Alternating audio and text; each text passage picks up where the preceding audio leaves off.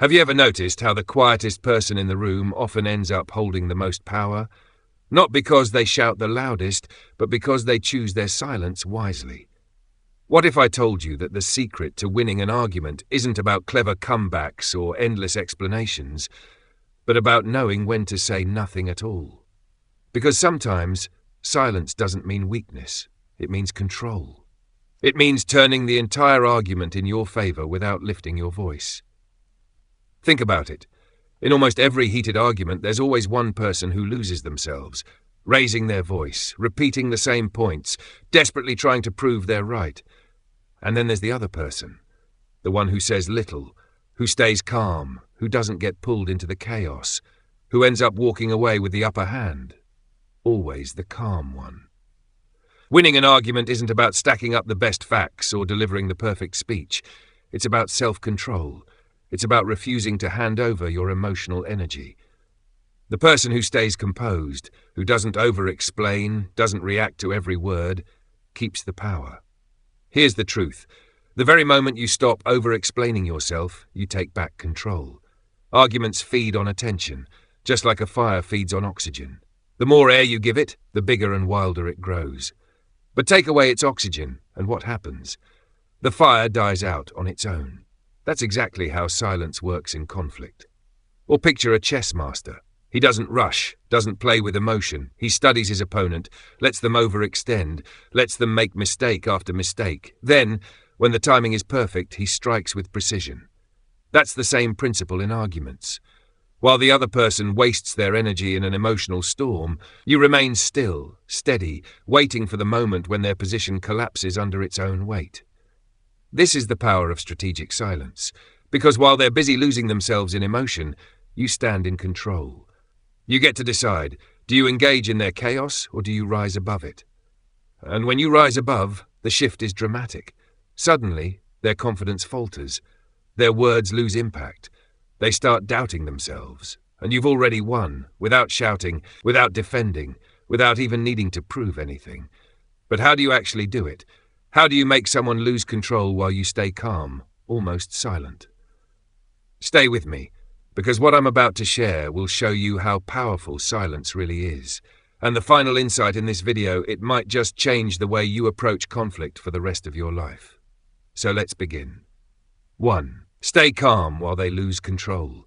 This is one of the most underrated but powerful strategies for winning any argument, staying calm while the other person unravels. Most people think arguments are won by who has the best points, the most evidence, or the strongest voice. But here's the reality. Logic doesn't win once emotions take over. When someone begins to argue from pure emotion, they've already weakened their position. That's where your strength comes in. Your ability to remain calm while they lose control does more than protect your peace. It exposes them. The louder they get, the more desperate they look. The more frustrated they become, the less credible they appear. And while they're burning energy, you're conserving yours. You're observing, analyzing, waiting. Every second you stay composed, you flip the power dynamic. You don't even need to prove them wrong. They do it themselves by showing their lack of control. And this is where Stoic wisdom shines. Marcus Aurelius once said, "You have power over your mind, not outside events. Realize this and you will find strength." You cannot control how someone else reacts. You cannot stop them from shouting, twisting your words, or trying to provoke you. But you can control your response. You can control your emotions. And in that choice lies your greatest power. We've just uncovered how staying calm while the other person loses control gives you the true upper hand. Now let's take that same principle even deeper. Because while you can't control their behavior, you can always control your response. You can choose composure when they unravel. You can remain unbothered while their emotions dictate their every move. And here's the secret. When you do that, you don't just win the argument, you win something far greater. You win respect. Respect from the people watching, and often even from the one who tried to shake you. Let me share a story. A man I know, we'll call him James, once found himself in a heated workplace debate. His colleague was furious, practically spitting fire across the room, throwing accusations left and right, interrupting every sentence, desperately trying to provoke him. Everyone could feel the tension. It was the kind of moment where most people would snap back, roll their eyes, or fire an insult just to defend themselves. But James? He didn't. He stayed still. He listened without smirking, without mocking, without rushing to defend himself. He let his colleagues' storm rage on until the thunder faded, and when James finally spoke, his words were calm, measured, and precise. He didn't need to shout, didn't need to match the chaos. He simply stated the facts with clarity. The result? Everyone in the room sided with him. Not only because his logic was strong, though it was, but because his composure made all the difference. His opponent looked unhinged, while James looked unshakable, and that image alone spoke louder than any argument ever could. So how do you master this same ability? First, pause before reacting. The very moment you feel anger rising in your chest, stop. Take a breath. That single pause protects you from being pulled into their storm. Second, lower your tone. If someone yells, don't meet them at their level. Respond softly, slowly, because the contrast exposes their lack of control. The calmer your voice, the more foolish their shouting appears. Finally, stand your ground. Don't rush. Don't let their energy drag you into chaos. Just let them wear themselves out. Because here's the truth. The person who remains calm, in the end, always holds the real power. Arguments are never won by the loudest voice. They are won by the steadiest mind. So let them burn out while you remain untouchable. 2. Ask sharp questions instead of defending yourself. Now let's move to the second strategy, one that's just as powerful but often overlooked. It's this, asking sharp questions instead of defending yourself. Most people, when attacked in an argument, fall straight into defense mode. They explain, they justify, they scramble to prove their point. But here's the trap. The moment you start defending, you've already lost control of the conversation. You've allowed the other person to dictate the terms, and now you're simply reacting to their attacks. But what if you flip the script? What if, instead of defending, you place the burden back on them? Here's the truth. Rather than arguing head-on, ask pointed questions that reveal the cracks in their reasoning. You don't need to fight every weak argument. You simply needed to turn it back on them with a well-placed question. Questions force people to think deeper, and the more they struggle to explain themselves, the more their argument begins to crumble under its own weight. The best part? You don't even have to say much. You don't need to fight. You simply guide them with your questions and let their own words undo their position. This isn't just clever debating. This is Stoic wisdom in action. Marcus Aurelius once wrote, "The nearer a man comes to a calm mind, the closer he is to strength." A calm, strategic mind will always outmatch an emotional, defensive one. Instead of being dragged into a shouting match, step back. Let them carry the weight of proof. If their argument is weak, it won't hold up under pressure. If it's flawed, it will collapse on its own. Your role is not to fight. It's to guide them into exposing their own contradictions. Let me give you an example. Another man I know, we'll call him Daniel, was once in a workplace debate. A co-worker bluntly dismissed his project idea as unrealistic. Most people in that situation would have rushed to defend their plans, trying to explain why it made sense. But Daniel didn't. Instead, he asked a simple question. What specifically makes you believe it's unrealistic? That one question turned the spotlight. Now it was his co-worker who had to scramble to explain, to justify. And as the co-worker stumbled over vague reasoning, the weakness of his objection became obvious to everyone watching.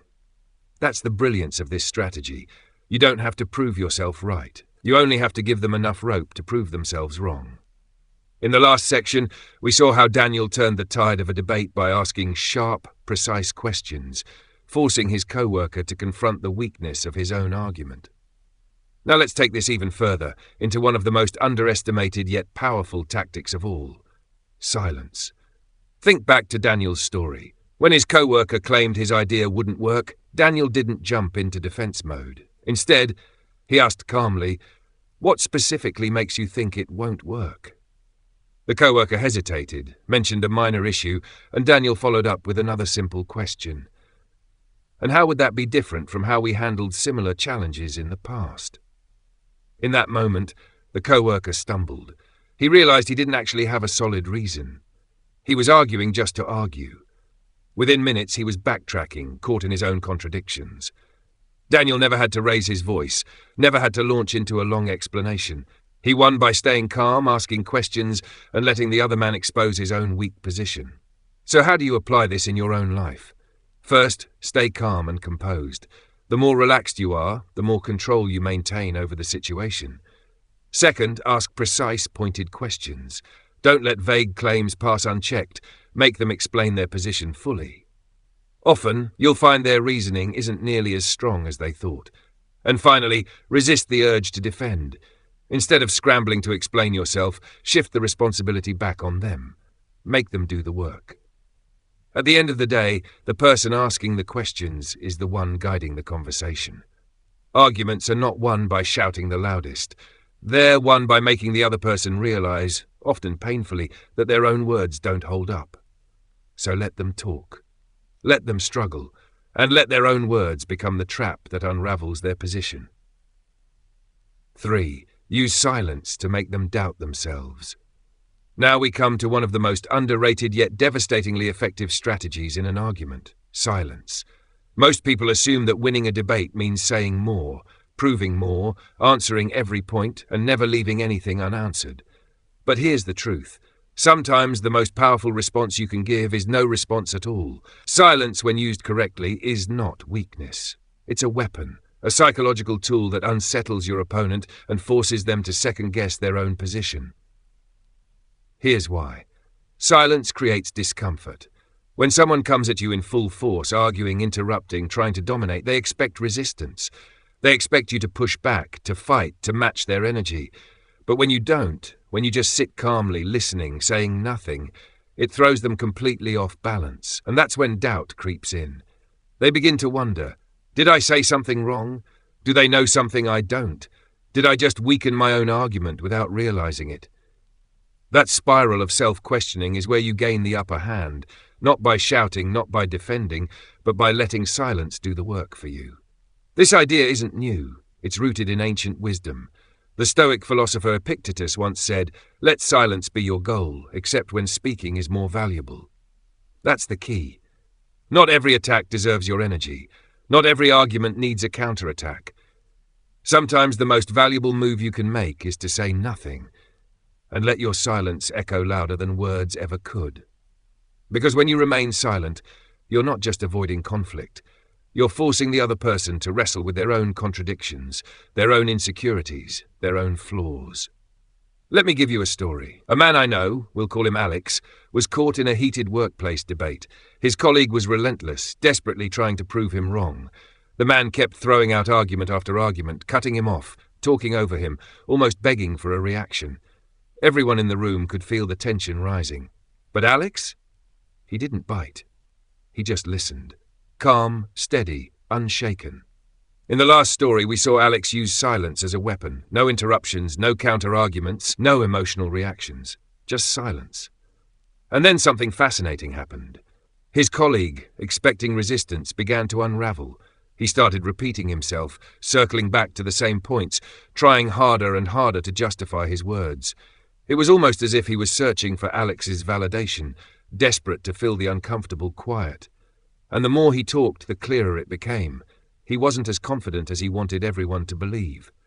By the time Alex finally spoke, the argument had already collapsed. His colleague's position was weaker, his words sounded hollow, and the entire room could see it. Alex didn't need to prove anything. His silence had already done the heavy lifting. So how can you use this strategy effectively in your own life? First, resist the urge to respond immediately. When someone challenges you, pause. Let the silence hang in the air like a weight. That pause alone can shift the energy in your favor. Second, use steady eye contact. A calm, unwavering look communicates strength without you saying a word. It often makes the other person question themselves more than any counter-argument could. And finally, watch as they break under their own words. The longer the silence stretches, the more likely they are to over-explain, to reveal inconsistencies, or to show cracks in their confidence. At the end of the day, silence is not just the absence of sound, it's the presence of control. It makes them uncomfortable, it forces them to doubt themselves, and most importantly, it puts you firmly in charge of the conversation without you having to say a single word. If you found this principle valuable, imagine what happens when you combine it with another powerful technique. 4. Agree with the truth, then redirect. Now let's talk about a method that can completely disarm your opponent, agreeing with the truth before redirecting the conversation. Here's the mistake most people make. They think winning an argument means rejecting everything the other person says. They fight every single point. But what happens then? They look defensive, stubborn, and closed-minded. And once you look defensive, you've already lost credibility. The smarter approach is different. Instead of resisting every word, you acknowledge what's reasonable. You nod to the truth that's hidden in their argument. And then, once they're disarmed, you subtly steer the discussion toward your perspective. Here's why it works. When you say something like, "You know what, that's a fair point," or "I can see where you're coming from," you catch them off guard. They expect pushback. They expect resistance. But instead, you show flexibility. You show confidence. And suddenly you're no longer fighting, you're leading. Because once you agree with part of their argument, they feel heard. They let their guard down. And in that moment of openness, you redirect. You guide the conversation gently toward your perspective. And because you didn't reject everything outright, they're far more likely to listen. This is exactly where Stoic wisdom applies. Marcus Aurelius once said, "Be tolerant with others and strict with yourself." In practice, this means you don't need to prove yourself right at all costs. You don't need to fight for the sake of fighting. Instead, you remain open to reason, but disciplined in your logic. True strength isn't rigid. It's flexible. It bends just enough to guide the outcome. Let me give you an example. A woman I know, let's call her Sarah, was once debating with a co-worker over project strategy. Her colleague pushed an idea she didn't fully agree with. Most people would have shot it down instantly. But Sarah took a different path. She said, "You bring up a great point about efficiency, and I completely agree that we need to streamline the process." That one sentence made her co-worker feel validated. He felt respected. But then Sarah smoothly redirected. "At the same time, I think if we take that approach, we might lose some quality. What if we combine both ideas to get the best of both worlds?" In just a few words, she transformed the conversation. Instead of a debate, it became a collaboration. And by the end, her co-worker wasn't fighting her anymore. He was agreeing with her. So, how do you use this strategy effectively? In the last section, we saw how agreeing with the truth and then redirecting can completely disarm your opponent. By finding common ground and validating their perspective, you lower their defenses and guide the discussion in your favor. So let's break it down. Even in the toughest, most heated arguments, there's usually at least one reasonable point in what the other person is saying. Step 1, find it. Step 2, acknowledge it out loud. When people feel heard, their need to fight decreases, their guard drops, and then comes step 3, redirect. Once they're open, you gently steer the conversation toward your perspective, keeping them engaged instead of pushing them away. At the end of the day, agreeing with the truth doesn't mean you're surrendering. It doesn't mean you've lost. It means you're leading. It means you're choosing a smarter path, turning what could have been a battle into a dialogue. And when you do this consistently, people stop seeing you as an adversary and start seeing you as someone worth listening to. 5. Let them talk themselves into a corner. Now, let's move to another strategy, one of the smartest ways to win an argument, letting the other person defeat themselves. Here's the truth. Most people think that in order to win, they need to jump in constantly, correcting every mistake, countering every single point. But what if I told you that the more they talk, the easier it becomes for them to trap themselves?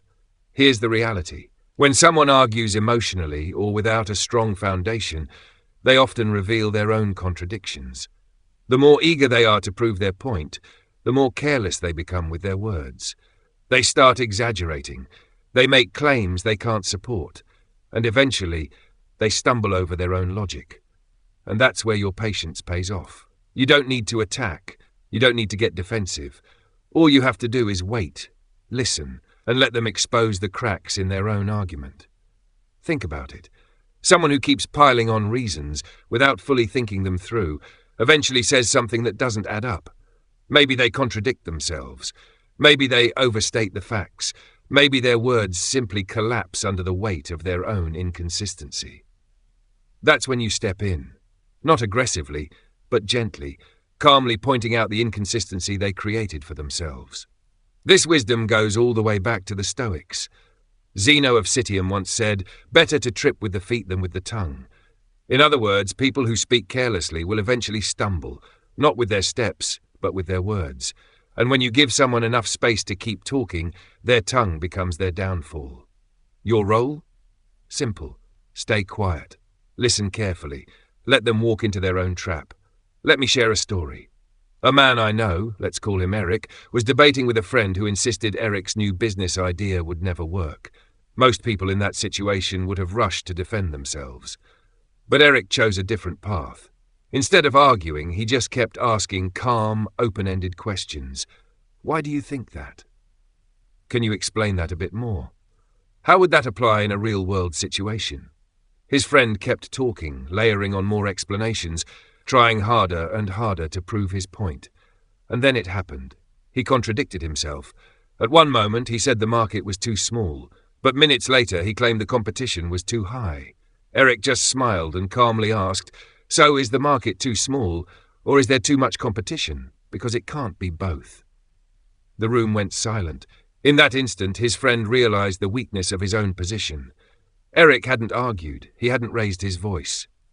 He simply let his friend talk himself into a corner, then used one simple question to expose the contradiction. So how can you use this strategy? First, resist the urge to interrupt. The more they speak, the more they reveal. Second, listen carefully, not just to respond, but to spot the inconsistencies. And finally, use simple, precise questions to highlight the contradictions. You don't need to attack. You don't need to humiliate. Just guide them toward realizing their own mistakes.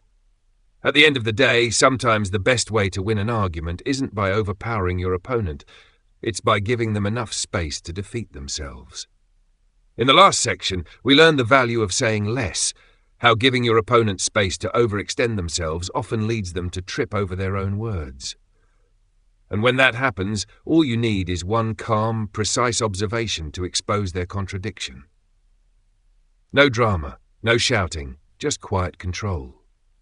Now let's move into another strategy, one that protects your energy and keeps you in command. Don't take the bait. 6. Don't take their bait. Stay detached. One of the most effective ways to win an argument is by refusing to take the bait. Because here's the truth.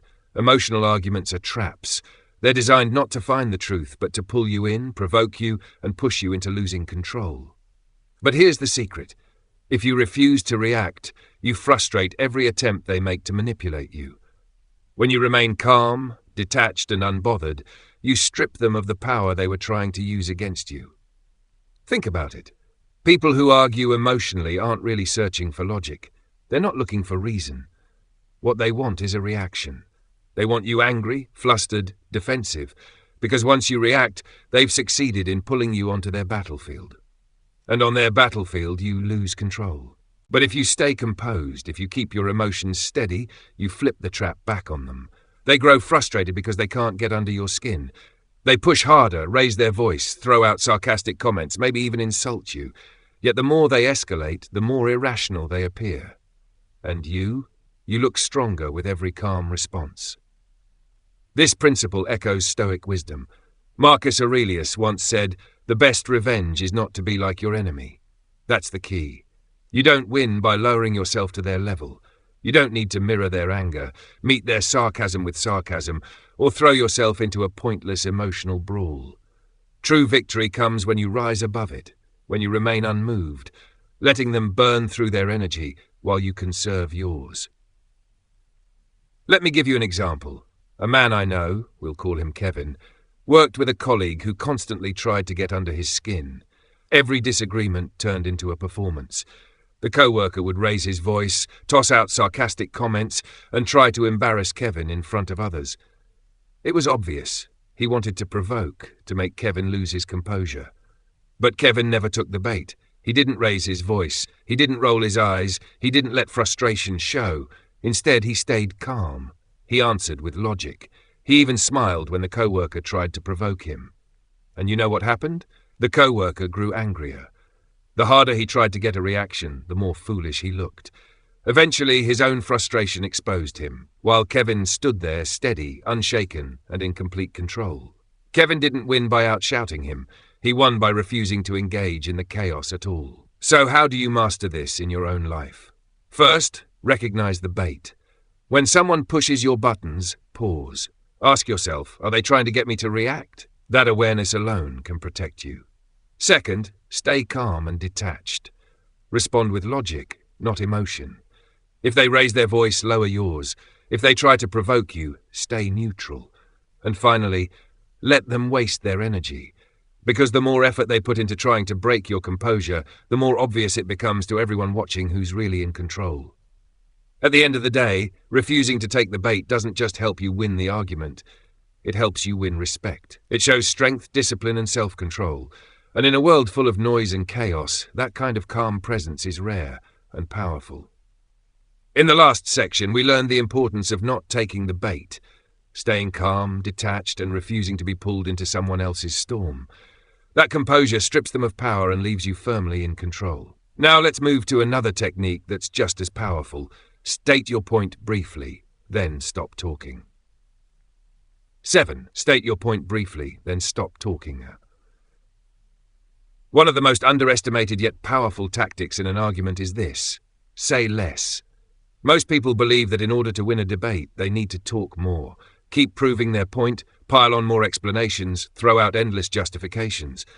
But here's the truth: the stronger your argument is, the fewer words you need. Think of it like a sharp blade. A single clean strike is more effective than wild, endless swings.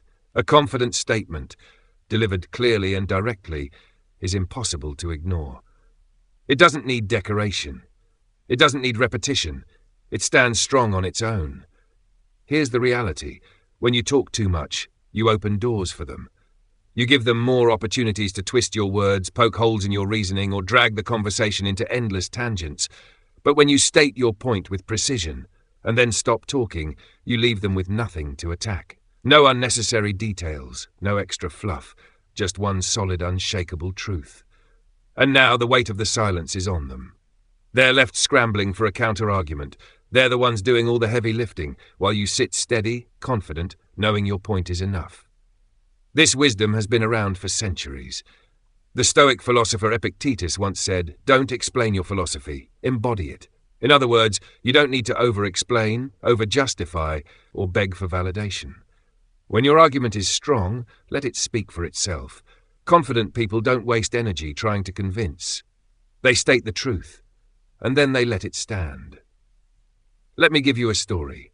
A man I know, we'll call him Jason, was debating workplace efficiency with his boss.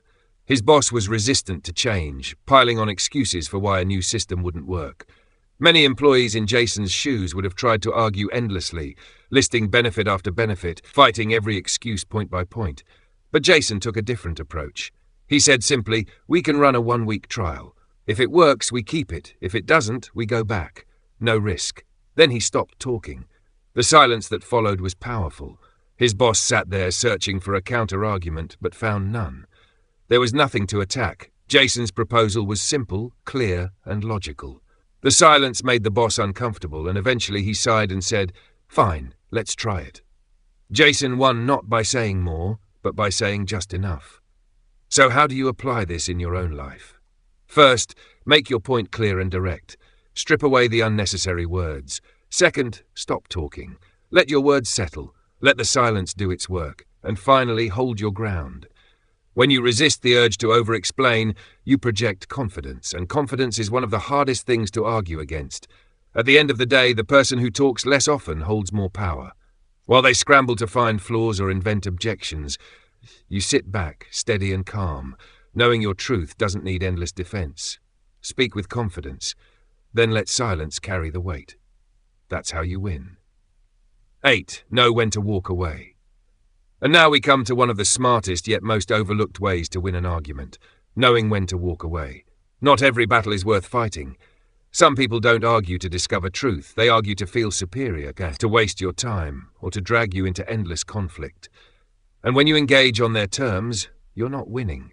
You're giving them exactly what they wanted. Here's the truth. Sometimes the greatest victory is not staying in the fight.